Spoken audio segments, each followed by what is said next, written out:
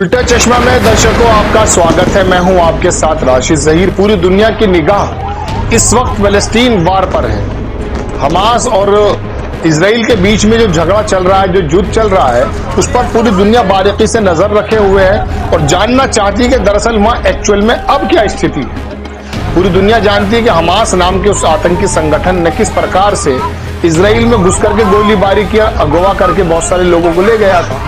उसके बाद से गोया के इजराइल के हाथ में कैसा, मैं कह सकता हूं कि अपनी सरकार को बचाने का नेतन्याहू के पास या अपने आप को सुरखरू करने का ऐसा मौका मिल गया कि उसने ताबड़तोड़ बमबारी करनी शुरू कर दी। और वो बमबारी खाली गजा के अंदर नहीं हुई, वो बमबारी उसने सीरिया में भी की और हिजबुल्लाह के बारे में, लेबनान के बारे में भी आती है। लेकिन ताजा हालात क्या है, दुनिया दो हिस्सों में बंटने कैसे जा रही है, इसके बारे में ताजा हालात के साथ साथ थोड़ा सा इस बात पर भी विश्लेषण करने की जरूरत है कि आखिरकार ये हो क्या रहा है। अमेरिका, चीन, रशिया, टर्की, ईरान, इनके रोल्स क्या हैं। दर्शकों, आपके पास टुकड़ों में खबर भले ही आ रही है, लेकिन मैं आपको थोड़ा सिनेरियो बताना चाहता हूं कि ताजा हालात क्या है। देखिए, जब से ही नेतन्याहू ने हमला करना शुरू किया है, अमेरिका का पहला बेड़ा आया, फिर दूसरा बेड़ा आया, तो लगा यूं, अमेरिका ने कहा भी था कि हम इजराइल के साथ खड़े हैं और जाहिर सी बात है कि वो विक्टिम नजर भी आ रहा था।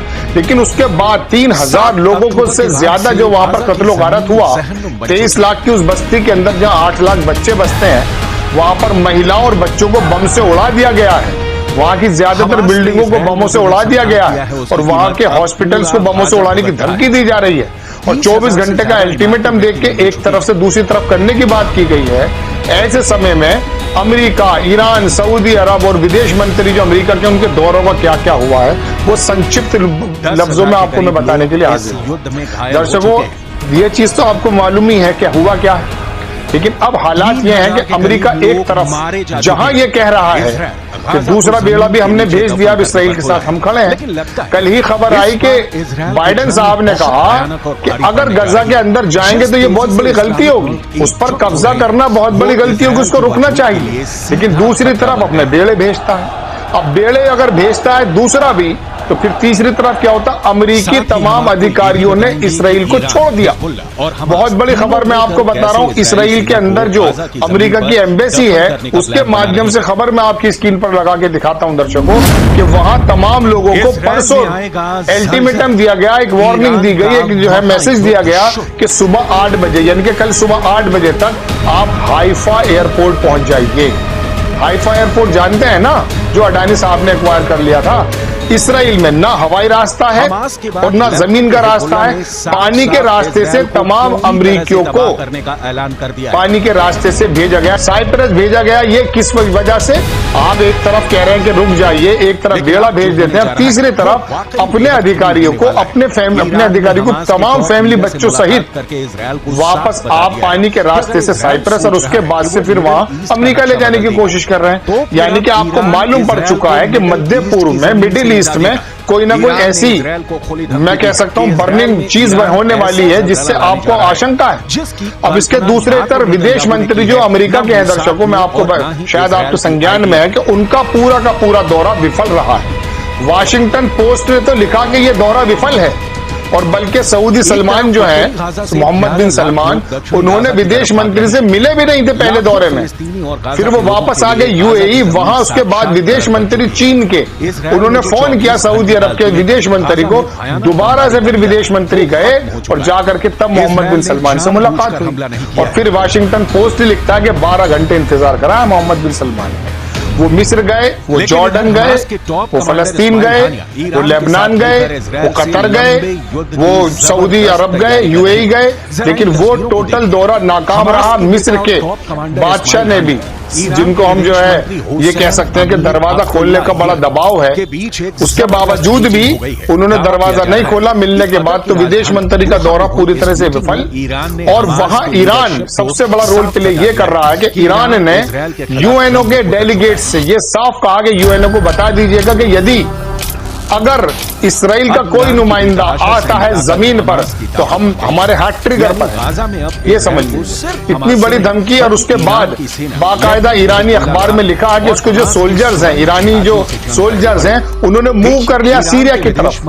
अब सीरिया का क्या मतलब है? सीरिया का दर्शकों मैं आपको बता दूं, अगर आप मैप में जाकर देखेंगे तो गोलान की पहाड़ियां हैं, वहां गोलान की पहाड़ियों पर हिजबुल्लाह के लोग बैठे हैं, वहां की तरफ मूव कर दिया ईरान ने अपने सैनिकों को, क्योंकि गोलान की पहाड़ियां ऊपर है और थोड़ा इजराइल नीचे है।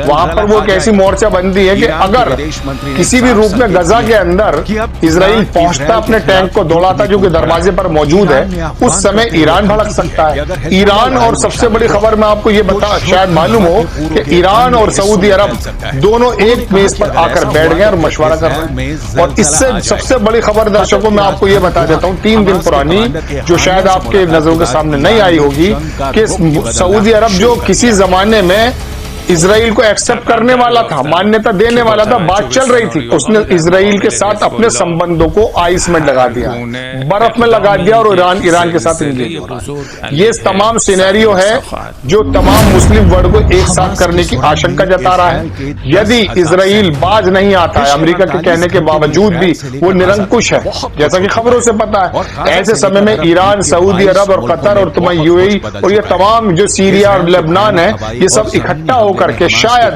कोई ऐसा सिनेरियो आ जाए कि पूरी दुनिया फिर तीसरी जंग न देखने लगे। ऐसी भी आशंकाएं जताई जा रही हैं, क्योंकि इधर तो विदेश मंत्री अमेरिका के कहते हैं कि मेरी मिस्र से बात हो गई, दरवाजा खुलेगा।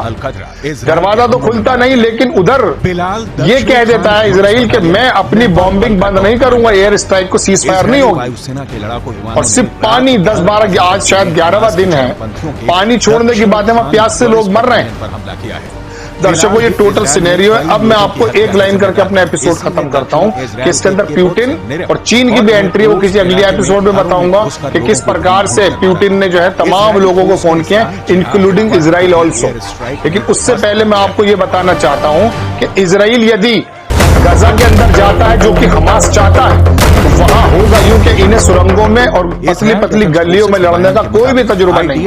ऐसे समय में हमास की प्लानिंग ये बताई जा रही है, जो कूटनीतिक लोग हैं, कि ये लोग अंदर एंट्री कराएंगे और एंट्री कराने के बाद बमों से सुरंग को तोड़ देंगे, उसके बाद ये फंस जाएंगे। और याद रखिएगा सोमालिया, याद रखिएगा वियतनाम। और एक बात मैं आखिर बहुत बता दूं दर्शकों, टोटल लुआब में ये था, 50 बरस से छापा मार युद्ध में कोई भी सेना जीत नहीं पाई उसे। आप वियतनाम में ले लीजिए, अफगानिस्तान में ले लीजिए, सोमालिया में ले लीजिए, लेकिन दुरंगा व्यवहार बड़ी बड़ी ताकतों का बहुत साफ है। एक तरफ अमेरिका दूसरा बेड़ा भेजता है, दूसरी तरफ अपने तमाम अधिकारियों को वो वहां से पानी के रास्ते निकालने की कोशिश करता है। इसी बात से अंदाजा कर लीजिए कि हालात क्या हैं। फिलहाल स्थिति यह है कि इजराइल वहां पर लगातार बॉम्बिंग कर रहा है, एयर स्ट्राइक कर रहा है। परसों तक की खबर मैं आपको अगर कहूं, जो अल जजीरा बता रहा है कि 300 लोग वहां मर चुके हैं, 3000 से ज्यादा की बात बताई जा रही है। बल्कि कॉनवॉय पर भी हमला किया गया, जब नॉर्थ गाजा से दक्षिण गाजा की तरफ जो है वहां पर जो गजा के लोग आने की कोशिश कर रहे थे, वहां बर्बरियत, वहां पर बच्चों पर, महिलाओं पर एयर स्ट्राइक बराबर जारी है। और आपको देश की मीडिया को तो मालूम ही है वो लोग कैसे उछल कूद कर रहे हैं, गजा तो जाने की हिम्मत हुई नहीं है उनकी वहां, जबकि 11 अंतरराष्ट्रीय रिपोर्टर्स की जान जा चुकी है, कई सारी बिल्डिंगें खत्म हो चुकी हैं। ऐसे हालात वहां पर हैं और हमारे देश का मीडिया रूबी का लिया टोपी पहन करके पहुंच गई इसराइल, और इसराइल में कहीं दूर जगह, सेफ जगह, पीछे लाइट जलती हुई, थोड़ी आवाज सायरन की आती हुई बता रही है कि साहब देखिए यहाँ पर बॉम्बिंग हो रही है। अरे जितनी बॉम्बिंग गाजा में हो रही है, इसराइल में थोड़ी ना हो रही है। चुटपुट कोई खबरें बताई जाती हैं। खबर मुझे और याद आ जाती है कल की, कि वहां इसराइल पर हुआ यूं है दर्शकों के, हमास की तरफ से एक हमले में, हालांकि मैं इसकी ऑथेंटिक पुष्टि नहीं कर रहा हूं, ये सिर्फ चर्चा है, वहां की संसद पर भी मिसाइल मारे गए और वहां के जो नेता है, लीडर्स हैं, वो नीचे जो संसद के नीचे अपना कोई तहखाना हो सकता है या कोई सेफ जगह हो सकती है, वहां जाकर अपनी जान बचाएं। ये टोटल सिनेरियो दर्शकों, नई कोई अपडेट्स आती है मैं आपके सामने लेकर के हाजिर होता हूं। जय हिंद। इधर दूसरी तरफ गाजा में भयानक गदर मचा हुआ है। ईरान के साथ मिलकर हमास और हिजबुल्लाह के लड़ाकों ने इजराइल के दक्षिण और उत्तर के इलाकों पर रॉकेट और मिसाइलों से हमले तेज कर दिए हैं। लेबनान की तरफ से हिजबुल्लाह ने इजराइल पर हमले तेज कर दिए हैं। हिजबुल्ला ने एक वीडियो जारी किया है जिसमें हिजबुल्ला के लड़ाके इजरायली सेना के अड्डों पर भीषण रॉकेट और मिसाइल अटैक कर रहे हैं।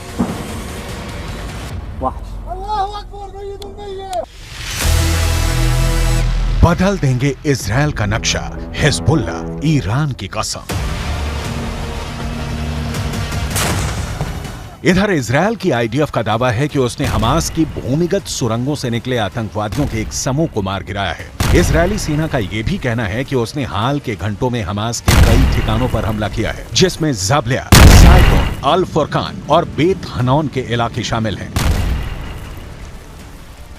गाजा और वेस्ट बैंक में इजरायल के भीषण हमले में हमास के अब तक 5000 से ज्यादा अड्डे तबाह हो चुके हैं, जबकि 800 के करीब रॉकेट लॉन्चर सिस्टम भी इजरायल ने तबाह कर दिए हैं।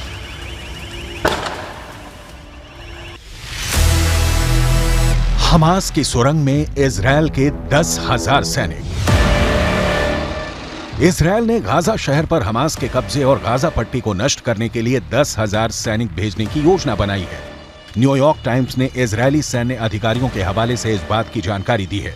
रिपोर्ट में कहा गया है कि यह आक्रमण 2006 के दूसरे लेबनान युद्ध के बाद सबसे बड़ा होगा और आईडीएफ कम से कम अस्थायी रूप से गाजा के कुछ हिस्सों पर कब्जा करने का प्रयास करेगा। प्रधानमंत्री बेंयामिन नेतन्याहू ने गाजा पट्टी के बाहर इजरायली सैनिकों से कहा, आप अगले चरण के लिए तैयार हैं, अगला चरण आ रहा है। कुल मिलाकर पूरे गाजा में अब इजरायल के खिलाफ ईरान, हिजबुल्ला और लेबनान खुलकर जंग के मैदान में आ चुके हैं। अब देखना होगा कि इजरायल उत्तरी गाजा पर कब और कितना बड़ा हमला करता है और जवाब में ईरान, लेबनान और हिजबुल्ला इजरायल से जंग कैसे जीतते हैं।